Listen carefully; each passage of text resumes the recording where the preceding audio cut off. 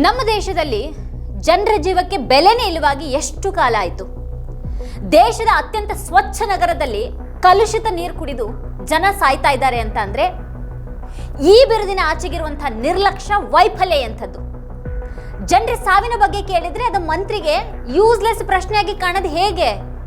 ಸರ್ಕಾರದ ಬೇಜವಾಬ್ದಾರಿತನದಿಂದ ಜೀವಗಳು ಬಲಿಯಾದಾಗಲೂ ಕೂಡ ಕನಿಷ್ಠ ಕ್ಷಮೆಯನ್ನು ಯಾಚಿಸದೆ ದುರಹಂಕಾರ ತೋರಿಸೋದು ಈ ಸರ್ಕಾರದ ಅಧಿಕೃತ ಸಿದ್ಧಾಂತನ? ಇಂದೋರ್ನಲ್ಲಿ 2 ದಶಕಗಳ ನಿರಂತರ ಬಿಜೆಪಿ ಆಡಳಿತದ ಫಲಿತಾಂಶ ಇದಾಗಿದ್ರೆ ಈಗದು ಯಾರನ್ನ ದೂಷಿಸುತ್ತೆ? ಇದಕ್ಕೂ ನೆಹರು ಅವ್ರ ಕಾರಣ ಅಂತ ಹೇಳುತ್ತಾ? ಮಂತ್ರಿಯೊಬ್ಬರು ಹೊಣೆಗಾರಿಕೆಯನ್ನ ನಿರಾಕರಿಸಿದಾಗ ಆತ್ಮಸಾಕ್ಷಿನೇ ಸತ್ತಿರುವಾಗ ಅಲ್ಲಿ ನಿಜವಾಗಿಯೂ ಪ್ರಜಾಪ್ರಭುತ್ವ ಅನ್ನೋದು ಇದೆಯಾ? ಇಂದೋರ್ನಲ್ಲಿ ಕಲುಷಿತ ನೀರನ್ನ ಕುಡಿದು ಕನಿಷ್ಠ 10 ಮಂದಿ ಜೀವ ಕಳೆದುಕೊಂಡು 106 ಜನ ಅಸ್ವಸ್ಥರಾಗಿದ್ರು ಕೂಡ ಮಧ್ಯಪ್ರದೇಶ ಸಚಿವ ಕೈಲಾಶ್ ಜಯವರ್ಗಿಯ ಅದೇನ್ ದೊಡ್ಡ ವಿಷಯನೇ ಅಲ್ಲ ಅನ್ನೋ ಹಾಗೆ ವರ್ತಿಸಿದ ಬಳಿಕೆ ಎದ್ದಿರುವಂತಹ ಪ್ರಶ್ನೆಗಳಿವು. ಈ ಬಗ್ಗೆ ಇವತ್ತಿನ ವಿಡಿಯೋದಲ್ಲಿ ನಾವು ಚರ್ಚೆ ಮಾಡೋಣ. ನೀವಿನ್ನೂ ವಾರ್ತಾಭಾರತಿ ಯೂಟ್ಯೂಬ್ ಚಾನಲ್ ಅನ್ನು ಸಬ್ಸ್ಕ್ರೈಬ್ ಮಾಡಿಲ್ಲ ಅನ್ನೋದಾದ್ರೆ ಈ ಕೂಡಲೇ ಸಬ್ಸ್ಕ್ರೈಬ್ ಮಾಡಿ, ಹಾಗೆ ಪಕ್ಕದಲ್ಲಿರುವಂತಹ ಬೆಲ್ ಐಕಾನ್ ಪ್ರೆಸ್ ಮಾಡಿ ನಮ್ಮನ್ನ ಪ್ರೋತ್ಸಾಹಿಸಿ. ಈ ವಿಡಿಯೋವನ್ನ ಮಿಸ್ ಮಾಡದೇನೆ ಕೊನೆವರೆಗೂ ನೋಡಿ. ಹಾಗೆ ಕುರಿತಾಗಿ ನಿಮ್ಗೇನು ಅಭಿಪ್ರಾಯಗಳಿದೆ ಅದನ್ನ ವಿಡಿಯೋದ ಕೆಳಗಡೆ ಕಮೆಂಟ್ ಮಾಡಿ ನಮಗೆ ತಿಳಿಸಿ. ಹಾಗೆ ಈ ವಿಡಿಯೋದ ಲಿಂಕ್ ಅನ್ನ ನಿಮ್ಮೆಲ್ಲ ಬಂಧು ಮಿತ್ರರಿಗೆ ವಾಟ್ಸ್ಆಪ್ ಮಾಡಿ ಸತ್ಯವನ್ನ ಎಲ್ಲೆಡೆಗೆ ತಲುಪಿಸಿ. ಈಗಿನ ವಿಷಯಕ್ಕೆ ಬರೋಣ. ಸ್ವಚ್ಛ ಭಾರತ ಅನ್ನುವಂತಹ ಪೊಳ್ಳು ಘೋಷಣೆಯಡಿಯಲ್ಲಿ ದೇಶದ ಅತಿ ಸ್ವಚ್ಛ ನಗರ ಎನ್ನಲಾದಂತಹ ಇಂದೋರ್ನಲ್ಲಿ ಕಲುಷಿತ ನೀರು ಕುಡಿದು 106 ಜನ ಅಸ್ವಸ್ಥರಾಗಿದ್ದಾರೆ. 10ಕ್ಕೂ ಹೆಚ್ಚು ಜನರು ಸಾವನ್ನಪ್ಪಿರುವಂತಹ ವರದಿಗಳಿವೆ. ಆದರೆ ಮಧ್ಯಪ್ರದೇಶ ಸಚಿವ ಬಿಜೆಪಿಯ ಪ್ರಭಾವಿ ನಾಯಕ ಕೈಲಾಶ್ ವಿಜಯವರ್ಗಿಯ ಅವರಿಗೆ ಅದೇನೂ ದೊಡ್ಡ ವಿಷಯನೇ ಅಲ್ಲ. ಅವರ ಪ್ರತಿಕ್ರಿಯೆ ಹೊಣೆಗಾರಿಕೆಯನ್ನು ಹೊರೋದಕ್ಕೆ ನಿರಾಕರಿಸುವಂಥ ಮತ್ತೆ ಸತ್ತವರ ಬಗ್ಗೆ ತಿರಸ್ಕಾರದಿಂದ ನೋಡುವಂಥ ರೀತಿಯಲ್ಲಿದೆ. ಹಲವು ವರ್ಷಗಳಿಂದ ಇಂದೋರನ್ನ ಬಿಜೆಪಿ ಸರ್ಕಾರದ ಪೋಸ್ಟರ್ ಚೈಲ್ಡ್ ಅಂತ ಬಿಂಬಿಸಲಾಗ್ತಾ ಇದೆ. ಅದನ್ನ ಭಾರತದ ಅತ್ಯಂತ ಸ್ವಚ್ಛ ನಗರ ಅಂತ ನಮಗೆ ಹೇಳ್ಕೊಂಡು ಬರಲಾಗಿದೆ. ಪ್ರಶಸ್ತಿಗಳನ್ನು ಕೊಡುವ, ಸಮೀಕ್ಷೆಗಳನ್ನು ಉಲ್ಲೇಖಿಸುವ, ಪುರಸಭೆಯನ್ನು ಸನ್ಮಾನಿಸುವಂತಹ ತರಾವರಿ ಆಟಗಳು ಅಲ್ಲಿ ನಡೀತಾನೆ ಇರ್ತವೆ. ಆದರೂ ಕೂಡ ಅಲ್ಲಿನ ಭಾಗೀರಥಪುರ ಪ್ರದೇಶದಲ್ಲಿ ಕಾಣಿಸ್ಕೊಳ್ತಾ ಇರುವಂತಹ ಭಯಾನಕ ವಾಸ್ತವ ಬೇರೆನೇ ಇದೆ. ಮತ್ತಿದು ಈ ಪುರಸ್ಕಾರ ಪುಂಗುವಿಕೆಯ ಪೊಳ್ಳುತನವನ್ನು ಬಯಲು ಮಾಡಿದೆ. ನಗರ ಯೋಜನೆಯ ಅತ್ಯಂತ ಭೀಕರ ವೈಫಲ್ಯದಿಂದ ಜನರು ಸತ್ತಿದ್ದಾರೆ. ಕುಡಿಯುವ ನೀರಿನ ಪೈಪ್ಲೈನ್ ಮೇಲೆ ನೇರವಾಗಿ ಸಾರ್ವಜನಿಕ ಶೌಚಾಲಯವನ್ನು ನಿರ್ಮಿಸಲಾಯಿತು. ತ್ಯಾಜ್ಯವನ್ನು ಸಂಗ್ರಹಿಸೋದಕ್ಕೆ ಸೆಪ್ಟಿಕ್ ಟ್ಯಾಂಕ್ ಇಲ್ಲದ ಕಾರಣ ಎಲ್ಲವೂ ನೀರು ಸರಬರಾಜು ಪೈಪ್ನಲ್ಲಿ ಸೋರಿಕೆಯಾಯಿತು. ಈ ಘೋರ ಸತ್ಯ ಗೊತ್ತಿಲ್ಲದಂತಹ ಸ್ಮಾರ್ಟ್ ಸಿಟಿ ಇಂದೋರ್ನ ಜನರು ಕಲುಷಿತ ನೀರನ್ನು ಸೇವಿಸ್ತಾನೆ ಇದ್ರು. ವಿವರಗಳು ವಾಕರಿಕೆ ತರಿಸ್ತವೆ, ಬೆಚ್ಚಿ ಬೀಳಿಸ್ತವೆ. ಬಿಜೆಪಿ ಸಾಧನೆ ಅಂತ ಹೇಳಲಾದಂತಹ ನರ್ಮದಾ ಪೈಪ್ಲೈನ್ನಲ್ಲಿನ ಈ ಸೋರಿಕೆ ಈ ಒಂದು ದುರಂತ ಕಾರಣ ಆಗಿದೆ. ಇದು ಇದ್ದಕ್ಕಿದ್ದ ಹಾಗೆ ಆಗಿದ್ದೇನಲ್ಲ, ಇದು ನಿಧಾನವಾದಂಥ ಒಂದು ಹತ್ಯಾಕಾಂಡ. ಇದು ಸ್ಥಳೀಯರು ತಿಂಗಳುಗಳಿಂದ ಪ್ರತಿಭಟನೆಯನ್ನು ನಡೆಸ್ತಾ ಇದ್ರು. ಅವರು ದುರ್ವಾಸನೆ, ಕೆಸರು ನೀರು ಮತ್ತೆ ಹೆಚ್ಚುತ್ತಾ ಇರುವಂತಹ ಆರೋಗ್ಯ ಸಮಸ್ಯೆ ಬಗ್ಗೆ ಹೇಳ್ಕೊಳ್ತಾನೆ ಇದ್ರು. ಆದರೆ ಕೈಲಾಶ್ ವಿಜಯವರ್ಗಿಯ ಥರದವರ ರಾಜಕೀಯಕ್ಕೆ ಭಾಗೀರಥಪುರದಂಥ ಕೊಳಗೇರಿಯ ಬಡವರ ಧ್ವನಿಗಳು ಕೇಳಿಸ್ಲೇ ಇಲ್ಲ. ಕಡೆಗೆ ಜನ ಸಾಯೋದು ಕೂಡ ಅವರಿಗೆ ಏನು ತೀರಾ ದೊಡ್ಡ ಸಮಸ್ಯೆ ಅಲ್ಲ. ಇದು 15,000 ಜನರು ಅತಿಸಾರದಿಂದ ಬಳಲ್ತಾ ಇರುವಾಗ ಮತ್ತೆ ಸ್ವಚ್ಛ ನಗರದಲ್ಲಿ ಮಕ್ಕಳು ಸಾಯ್ತಾ ಇರುವಾಗ ಸರ್ಕಾರ ಕ್ಷಮೆ ಯಾಚಿಸುತ್ತೆ ಅಂತ ಯಾರಾದರೂ ನೀವು ನಿರೀಕ್ಷೆ ಮಾಡಿದ್ರೆ ಅದು ಪರಮ ಮೂರ್ಖತನ. ಈ ಸರ್ಕಾರದ ಪಾಳೆಗಾರಿ ಮನಸ್ಥಿತಿ ದುರಹಂಕಾರ ತೋರಿಸೋದು ಬಿಟ್ಟು ಬೇರೆ ಏನೂ ಮಾಡೋದಿಲ್ಲ ಅನ್ನೋದು ಕೈಲಾಶ್ ವಿಜಯವರ್ಗಿಯ ಮಾತಿನಿಂದನೇ ತಿಳಿದು ಹೋಯಿತು. ನಗರಾಭಿವೃದ್ಧಿ ಮತ್ತೆ ವಸತಿ ಸಚಿವ ಕೈಲಾಶ್ ವಿಜಯವರ್ಗಿಯ ಕಡೆ ಪಕ್ಷ ಒಂದು ಸಂತಾಪವನ್ನು ಕೂಡ ಸೂಚಿಸಲಿಲ್ಲ. ನೊಂದವರಿಗೆ ನ್ಯಾಯ ಕೊಡಿಸುವಂಥ ಒಂದು ಮಾತು ಕೂಡ ಅವರಿಂದ ಬರಲಿಲ್ಲ. ಯೂಸ್ಲೆಸ್ ಪ್ರಶ್ನೆಗಳನ್ನು ಕೇಳಬೇಡಿ ಅಂತ ಹೇಳಿದ್ರು. ಆದರೂ ಬಿಡದೆ ಪತ್ರಕರ್ತರೊಬ್ಬರು ಪ್ರಶ್ನೆಯನ್ನು ಮಾಡಿದ್ದಕ್ಕೆ ಕ್ಯಾ ಘಂಟಾ ಹೋಗಯ್ಯ ಅಂತ ಅವ್ರು ಮೂದಲಿಸಿದ್ರು. ಅಂದರೆ ಏನು ಅಸಂಬದ್ಧ ಅನ್ನುವಂಥ ರೀತಿಯಲ್ಲಿ, ಕಸ ಅನ್ನುವಂಥ ರೀತಿಯಲ್ಲಿ ಅವರ ತಿರಸ್ಕಾರದ ಪ್ರತಿಕ್ರಿಯೆ ಅದಾಗಿತ್ತು. ಬಡ ಜನರು ಕಲುಷಿತ ನೀರನ್ನು ಕುಡಿದು ಸತ್ತಾಗ ಅದ್ರ ಬಗ್ಗೆ ಕೇಳಿದರೆ ಅದು ಈ ಮಂತ್ರಿಗೆ ಯೂಸ್ಲೆಸ್ ಪ್ರಶ್ನೆಯ ಕಾಣಿಸೋದಿದೆಯಲ್ಲ, ಅದಕ್ಕಿಂತ ದುರಹಂಕಾರ ಇನ್ನೇನಿರೋದಕ್ಕೆ ಸಾಧ್ಯ ಇದೆ.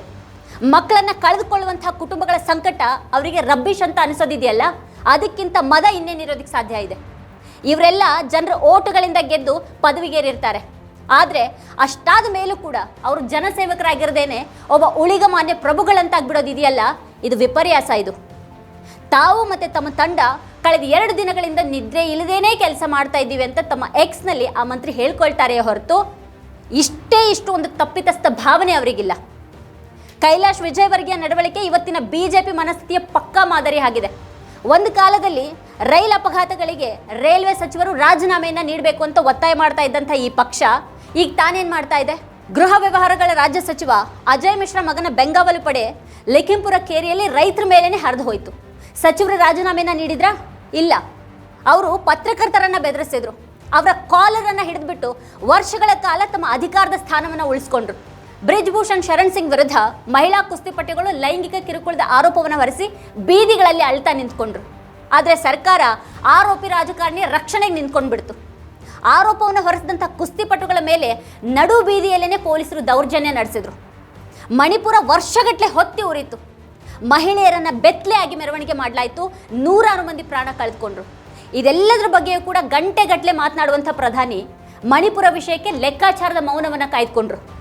ಕರೋನಾ ಕಾಲದಲ್ಲಿ ಕನಿಷ್ಠ ಆಸ್ಪತ್ರೆ ಬೆಡ್ ಹಾಗೆ ಆಕ್ಸಿಜನ್ನ ಕೊಡೋದಕ್ಕೆ ಈ ಸರ್ಕಾರ ವಿಫಲವಾಗಿ ಸಾವಿರಾರು ಮಂದಿ ಪ್ರಾಣ ಬಿಟ್ಟರು. ಆದರೆ ಈ ಸರ್ಕಾರದಿಂದ ಒಂದು ಕ್ಷಮೆ ಯಾಚನೆಯೂ ಕೂಡ ಅವ್ರಿಗೆ ಸಿಗಲಿಲ್ಲ. ಏನೋ ಮಹಾ ಸಾಧನೆ ಮಾಡಿ ಬಿಡ್ತೀವಿ ಅಂತ ನೋಟ್ ಬ್ಯಾನ್ ಮಾಡಿದಾಗಲೂ ಕೂಡ ಜನ ಪ್ರಾಣ ಕಳ್ಕೊಂಡ್ರು. ಅದನ್ನು ಕೂಡ ನಿರ್ಲಕ್ಷಿಸಿಬಿಡ್ಲಾಯಿತು. ಧರ್ಮ, ಸಂಸ್ಕೃತಿ, ಗೋವಿನ ಹೆಸರಲ್ಲಿ ಅಲ್ಲಲ್ಲಿ ಗುಂಪು ಹಲ್ಲೆ ನಡೆಯುತ್ತವೆ. ಅಮಾಯಕರು ಪ್ರಾಣ ಕಳೆದುಕೊಳ್ತಾರೆ ಅಥವಾ ಹಲ್ಲೆಗೊಳಗಾಗ್ತಾರೆ. ಅದಕ್ಕೂ ಕೂಡ ಈಗ ಪರೋಕ್ಷ ಸಮ್ಮತಿ ಸಿಕ್ಕಾಗಿದೆ. ಇದೇ ಕೈಲಾಶ್ ವಿಜಯವರ್ಗಿಯ ಅವ್ರ ಮಗ ಆಕಾಶ್ ವಿಜಯವರ್ಗಿಯ ಅಧಿಕಾರಿಯ ಮೇಲೇನೆ ಕ್ರಿಕೆಟ್ ಬ್ಯಾಟ್ನಿಂದ ಹಲ್ಲೆ ಮಾಡಿದಾಗ ತಂದೆನೇ ಆ ಒಂದು ಘಟನೆಯನ್ನು ಸಮರ್ಥಿಸಿಕೊಂಡ್ರು.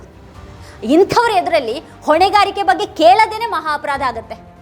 ನಾಯಕರು ಯಾವುದೇ ವೈಫಲ್ಯದ ಬಗ್ಗೆ ತಮ್ಮನ್ನ ಯಾರಾದರೂ ಪ್ರಶ್ನೆ ಮಾಡಿದ್ರೆ ಅದನ್ನ ತಮ್ಮ ವಿರುದ್ಧದ ಪಿತೂರಿ ಅಂತ ಅಂದುಕೊಳ್ತಾರೆ. ಅನುರಾಗ್ ದ್ವಾರಿ ಅನ್ನುವಂಥ ಒಬ್ಬ ಪತ್ರಕರ್ತ ಪಟ್ಟು ಹಿಡಿದೇ ಹೋಗಿದ್ರೆ ಇವತ್ತು ಇಂದೋರ್ನಲ್ಲಿ ನಡೆದಂತಹ ದುರಂತ ಕೂಡ ಹಾಗೇನೆ ಸದ್ದಿಲ್ಲದೇನೆ ಸಮಾಧಿ ಆಗ್ಬಿಡ್ತಾ ಇತ್ತು.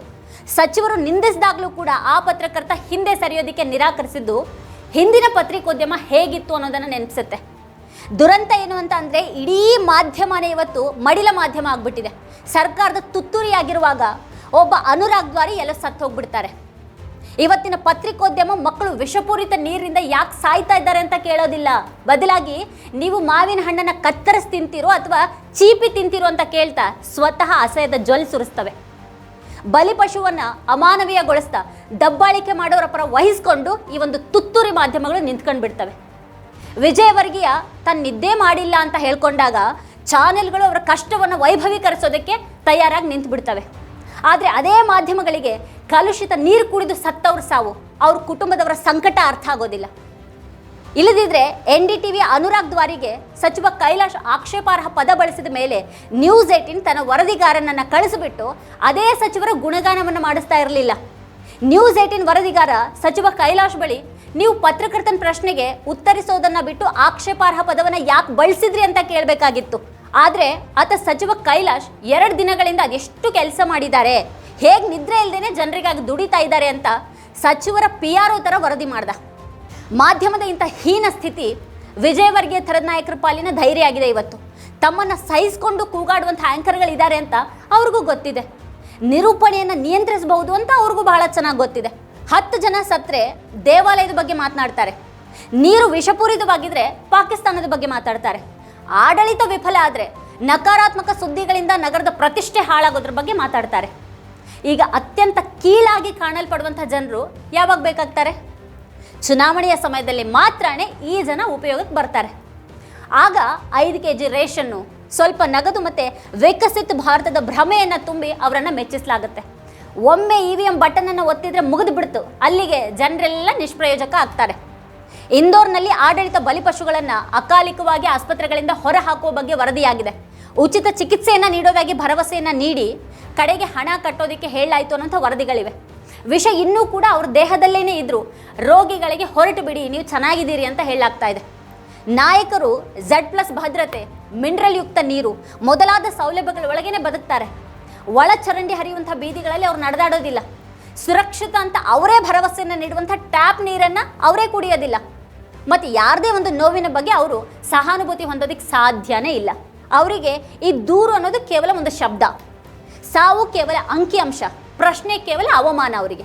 ಹಾಗೆ ಇಲ್ಲಿ ಸಚಿವರೇ ಬಲಿಪಶು ಅಂತ ನಿಜವಾಗಿಯೂ ನಂಬುವಂಥ ಜನರ ಒಂದು ಭಯಾನಕ ವರ್ಗ ಇದೆ. ಸರ್ಕಾರವನ್ನು ಪ್ರಶ್ನೆ ಮಾಡೋದು ದೇಶದ್ರೋಹ ಅಂತ ಅವ್ರು ನಂಬ್ತಾರೆ. ಒಳಚರಂಡಿ ನೀರನ್ನು ರಕ್ಷಿಸೋದಕ್ಕೆ ಸಾಧ್ಯವಾಗದೇ ಇದ್ರೆ ಅದ್ರ ಬಗ್ಗೆ ಕೇಳುವಂಥ ವ್ಯಕ್ತಿಯ ವಿರುದ್ಧನೇ ದಾಳಿ ಮಾಡಲಾಗುತ್ತೆ. BJP 2 ದಶಕಗಳಿಗೂ ಹೆಚ್ಚು ಕಾಲ ಇಂದೋರ್ನಲ್ಲಿ ಅಧಿಕಾರದಲ್ಲಿದೆ. ಹಾಗಾಗಿ ಈಗದು ನೆಹರು ಅವರನ್ನು ದೂಷಿಸೋದಕ್ಕೆ ಸಾಧ್ಯ ಇಲ್ಲ, ಅಥವಾ ಮೊಘಲರನ್ನು ದೂಷಿಸೋದಕ್ಕೆ ಸಾಧ್ಯ ಇಲ್ಲ, ಕಾಂಗ್ರೆಸ್ ಅನ್ನು ದೂಷಿಸೋದಕ್ಕೆ ಸಾಧ್ಯ ಇಲ್ಲ.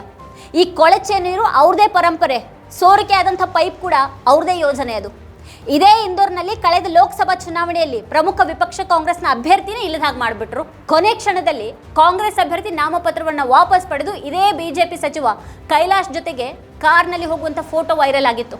ಕೊನೆಗೆ ಅಲ್ಲಿ ಬಿಜೆಪಿ ದೇಶದಲ್ಲಿನೇ ಅತಿ ಹೆಚ್ಚು ಅಂದರೆ 11 ಲಕ್ಷ ಮತಗಳ ಅಂತರದಿಂದ ಗೆದ್ದಿತ್ತು. ಆದರೆ ಇಷ್ಟೆಲ್ಲ ಪ್ರಚಂಡ ಬಹುಮತ ಕೊಟ್ಟು ಗೆಲ್ಲಿಸಿದಂಥ ಜನರಿಗೆ ಈಗ ಸರ್ಕಾರ ಕೊಟ್ಟಿದ್ದೇನು? ಶುದ್ಧ ಕುಡಿಯುವ ನೀರು ಅಂತ ಅಂದರೆ ತೀರಾ ಕನಿಷ್ಠ ಮೂಲಭೂತ ಸೌಲಭ್ಯ ಇದು. ಅದನ್ನು ಕೂಡ ಕೊಡುವಲ್ಲಿ ಈ ಬಿಜೆಪಿ ಸರ್ಕಾರ ವಿಫಲ ಆಗಿದೆ. ಇವತ್ತು ಸಾವಿನ ಸಂಖ್ಯೆಯನ್ನು ಮರೆ ಮಾಡಲಾಗ್ತಾ ಇದೆ ಅಂತ ಕಾಂಗ್ರೆಸ್ ನಾಯಕರು ಹೇಳ್ತಾ ಇದ್ದಾರೆ. ಇದೇ ರಾಜ್ಯದಲ್ಲಿ ಈ ಹಿಂದೆ ಮಕ್ಕಳು ಕೆಮ್ಮಿನ ಸಿರಪ್ನಿಂದ ಸತ್ತಾಗ್ಲೂ ಕೂಡ ಅದೆಲ್ಲವೂ ಬಹಳ ಬೇಗ ತಣ್ಣಗಾಗ್ಬಿಡ್ತು. ಇಂಥದ್ದೆಲ್ಲ ನಡೆದಾಗ ಸಣ್ಣ ಅಧಿಕಾರಿಗಳ ತಲೆದಂಡವನ್ನು ಪಡೆಯಲಾಗುತ್ತೆ. ತಿಮಿಂಗಿಲಗಳ ರಕ್ಷಣೆಗೆ ಸಣ್ಣ ಮೀನುಗಳ ಬಲಿ ನಡೆಯುತ್ತೆ ಇಲ್ಲಿ. ಮತ್ತೆ ಈ ಬಲಿ ಹಾಕೋದು ಬಿಜೆಪಿ ಪರಂಪರೆಯ ಒಂದು ಭಾಗನೇ ಆಗ್ಬಿಟ್ಟಿದೆ ಇವತ್ತು. ವೀಕ್ಷಕರ ಕುರಿತು ನೀವೇನು ಹೇಳ್ತೀರಾ? ನಿಮ್ಗೇನು ಅನ್ಸುತ್ತೆ? ಅದನ್ನು ವಿಡಿಯೋದ ಕೆಳಗಡೆ ಕಮೆಂಟ್ ಮಾಡಿ ನಮಗೆ ತಿಳಿಸಿ. ಇದೇ ಹೊತ್ತಿನ ಸ್ಪೆಷಲ್ ನೋಡ್ತಾ ಇರಿ ವಾರ್ತಾಭಾರತಿ. ನೀವಿನ್ನೂ ವಾರ್ತಾಭಾರತಿ ಯೂಟ್ಯೂಬ್ ಚಾನಲನ್ನು ಸಬ್ಸ್ಕ್ರೈಬ್ ಮಾಡಿಲ್ಲ ಅನ್ನೋದಾದರೆ ಈ ಕೂಡಲೇ ಸಬ್ಸ್ಕ್ರೈಬ್ ಮಾಡಿ, ಹಾಗೆ ಪಕ್ಕದಲ್ಲಿರುವಂಥ ಬೆಲ್ ಐಕಾನ್ನ ಪ್ರೆಸ್ ಮಾಡಿ ನಮ್ಮನ್ನು ಪ್ರೋತ್ಸಾಹಿಸಿ.